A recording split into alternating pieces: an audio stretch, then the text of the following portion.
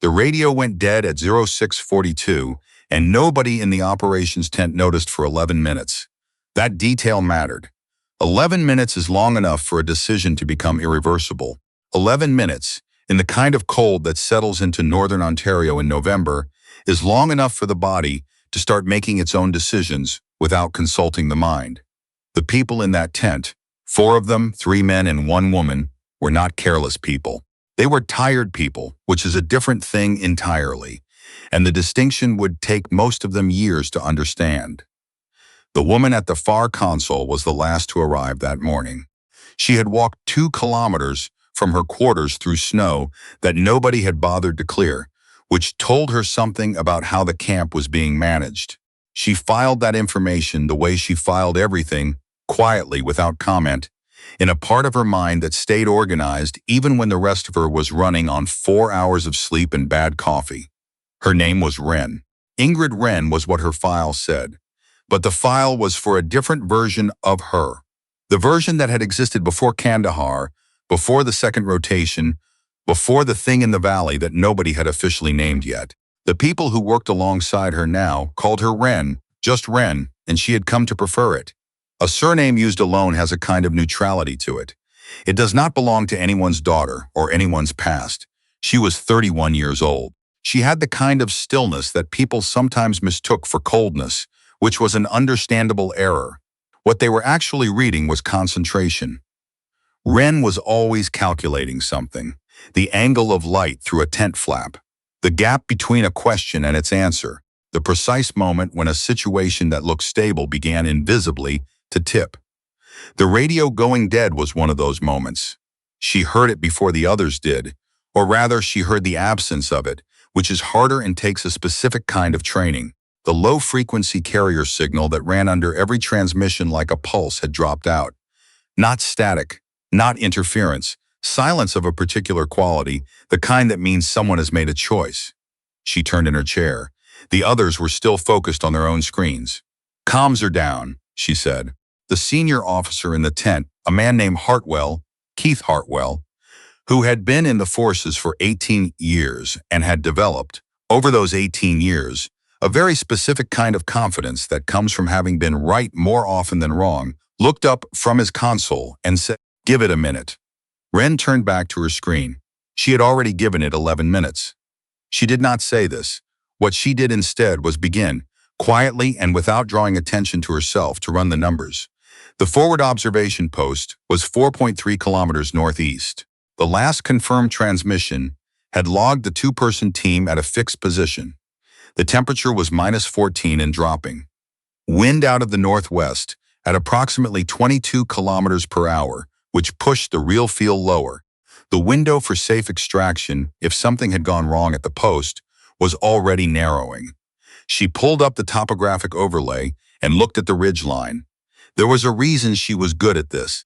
It was not a simple reason, and it was not one she often tried to explain, because explanations require language, and this particular skill existed somewhere below language, in the part of the brain that handles spatial reasoning and ballistic mathematics and the intuitive geometry of terrain. She had been doing this since she was a child, working out trajectories on paper in a house in Timmins, Ontario, while her father told her it was not a practical interest for a girl.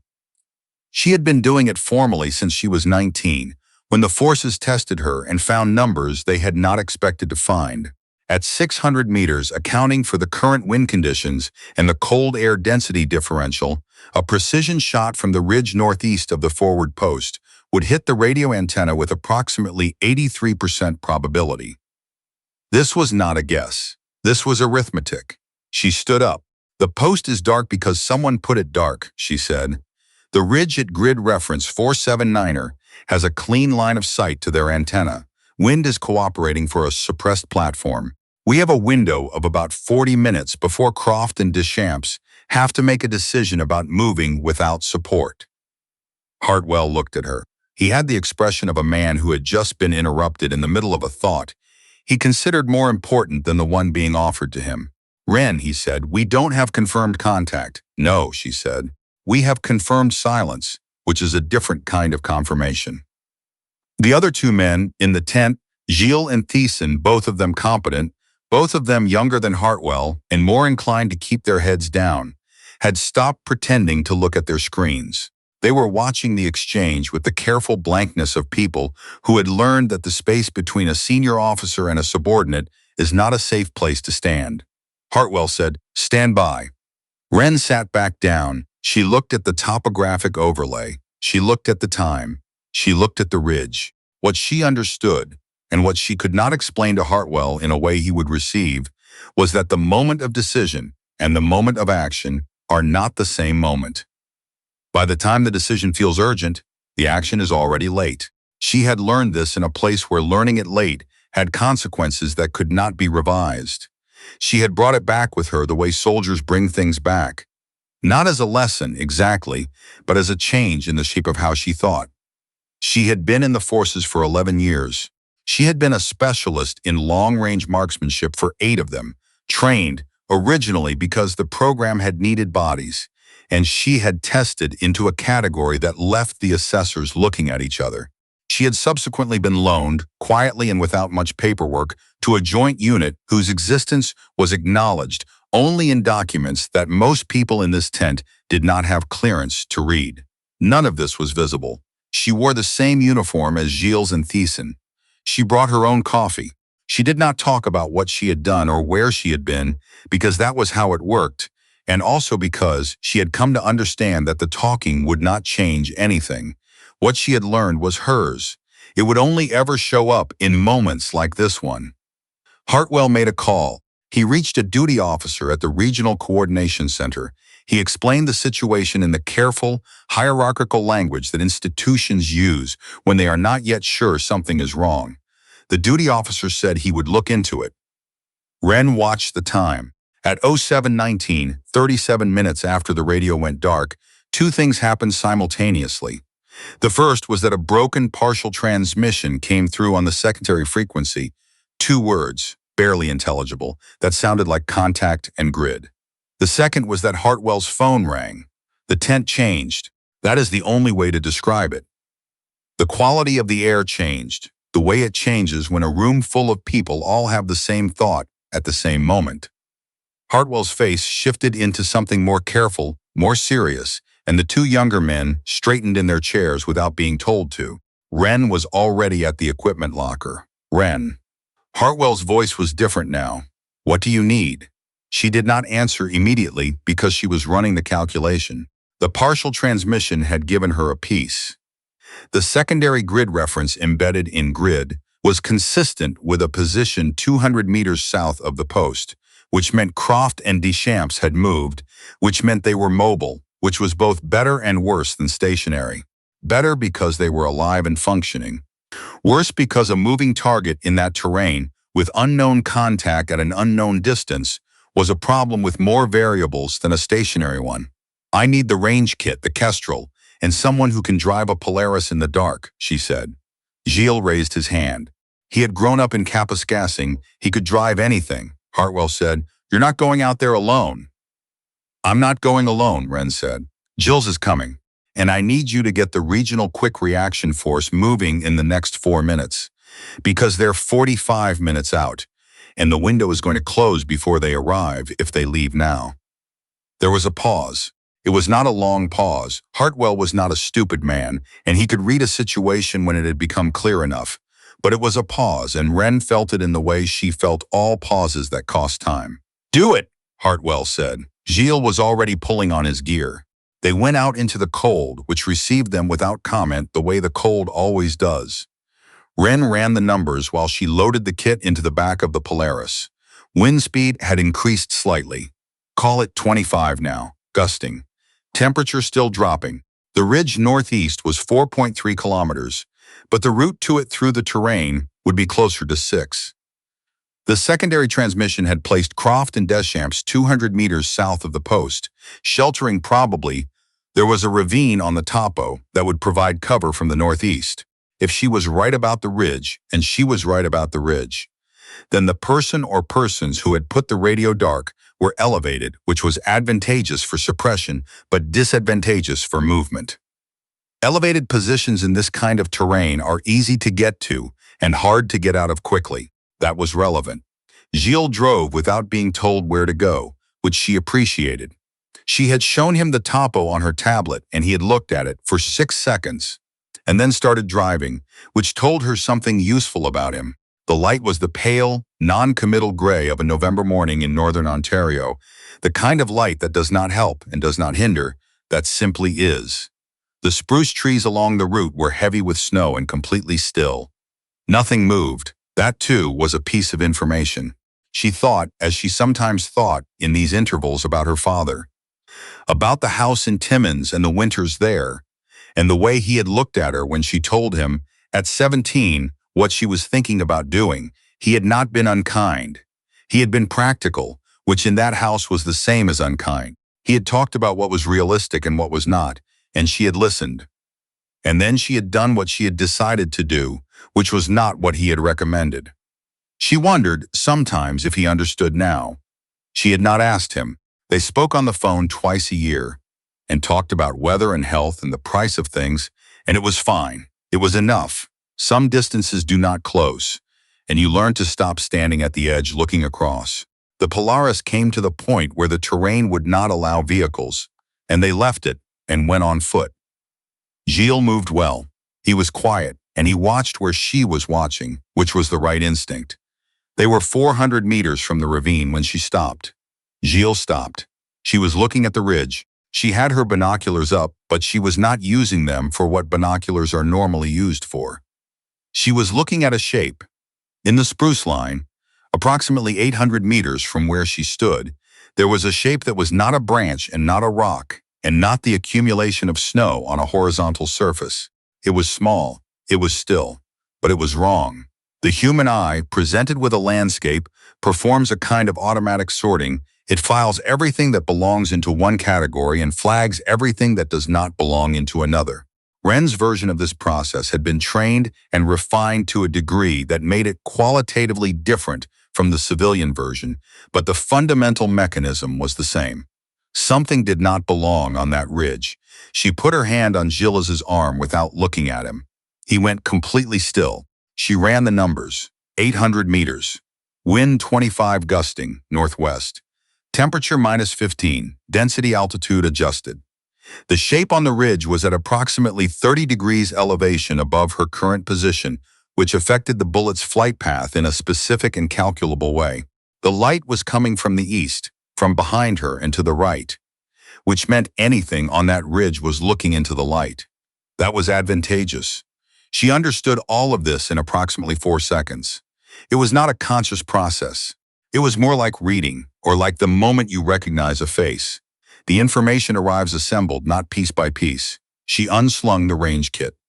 Gilles, to his very great credit, did not say anything. He shifted slightly to her left and watched the tree line with the patient, systematic attention of someone who understood that his job right now was to be eyes and not commentary. The position she needed was behind a fallen spruce 20 meters to her right. She moved to it without rushing, without the kind of forced slowness that is itself a form of noise. She set the kit. She pulled the kestrel and took a reading. She made 3 adjustments that took less than 90 seconds. Then she waited. This is the part that most people do not understand about what she did. They imagine it as action. The movement, the equipment, the decision. What it actually is, for the most part, is stillness, complete, chosen stillness, in which the body is not absent, but is entirely at the service of attention. She had spent more hours in this stillness than she had spent in almost any other activity in her adult life. She knew it the way you know a room you have lived in for years, its particular quality, its demands, what it does to time. She found the shape in her scope. It resolved. A platform. One person, prone, at the crest of the ridge, oriented northeast, oriented toward the forward post, not toward her. That was the mistake. The mistake was in not accounting for the possibility that the response would come from a different direction than the threat. She calculated the correction for the wind gust she had felt 40 seconds ago, which would have a predictable successor in approximately 30 seconds, based on the pattern she had been reading since they left the Polaris. She waited for it. It came. The shot was not loud. Suppressed platforms in that cold produce a sound that is easy to miss if you are not listening for it, and the person on the ridge was not listening for it. He was listening northeast. The shape on the ridge stopped being a shape that required attention. What happened next happened quickly, which is what happens when the thing everyone has been braced against finally arrives. Gilles was on the radio immediately. He had the frequency for Croft and Deschamps' secondary kit, and he had it memorized, which was exactly the right thing to have done, and Wren noted it. The response from the ravine was 2 clicks, then a voice, Deschamps recognizable even through the static, saying they were 2, mobile, no casualties. Wren set the kit down. She was still looking at the ridge. There is a thing that happens after, in the silence after, that she had never found a way to explain to anyone who had not experienced it. It is not relief. It is not triumph. It is something closer to the feeling of a calculation resolving. A kind of stillness that is different from the stillness before, because the variables are no longer open. The equation has a value. This is not an emotional response in the way most people mean when they use that phrase. It is something more structural, like the moment a bridge stops moving and you know it will hold. She picked up the kit and walked back to Gilles. He looked at her. He did not say anything, which was correct. They moved toward the ravine. Croft and Deschamps were where the topo said they would be. Good soldiers read terrain the way Wren read wind, and the ravine was the obvious choice. Croft was managing a cut on his forearm that was not serious.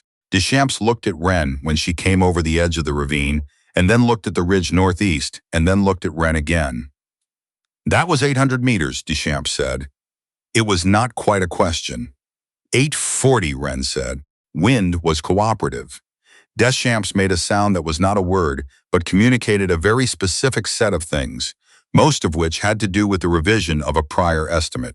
They got Croft's arm dressed properly and waited for the QRF, which arrived in 41 minutes. 4 minutes outside the window, Wren had given Hartwell, which meant someone had delayed somewhere in the chain, which was worth noting.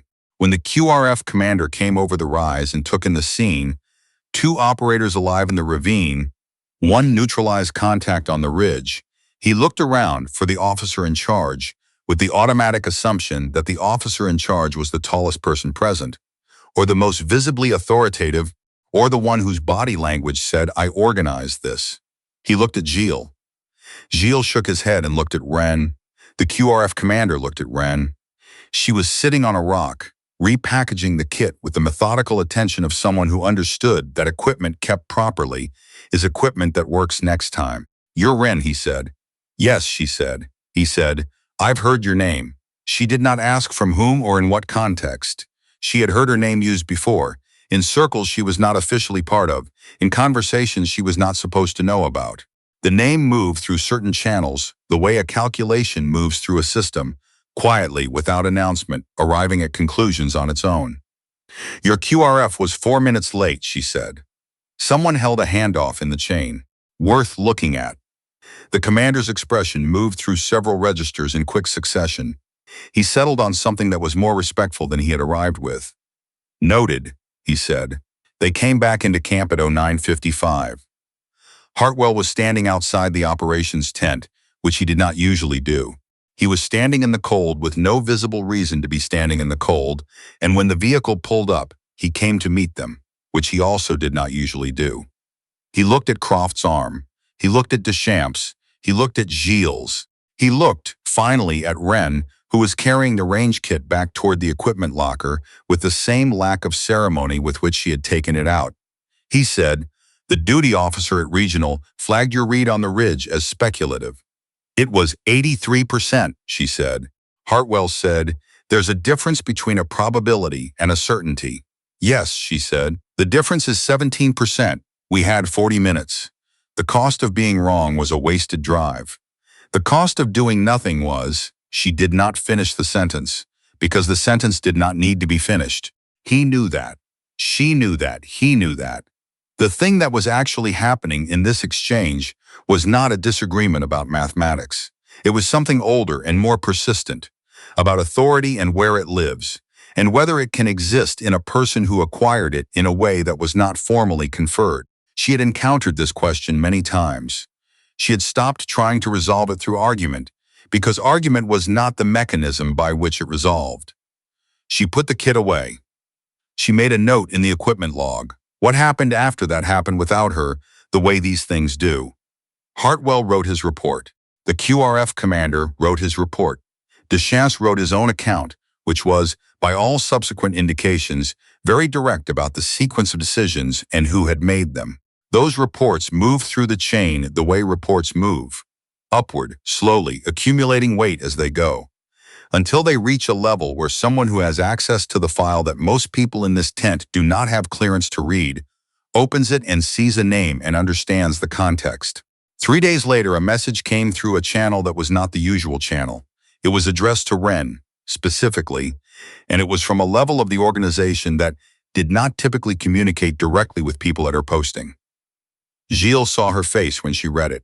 He had gotten into the habit of watching her face, not intrusively, but with the attention of someone who had learned that Wren's expressions were small but reliable indicators of large things.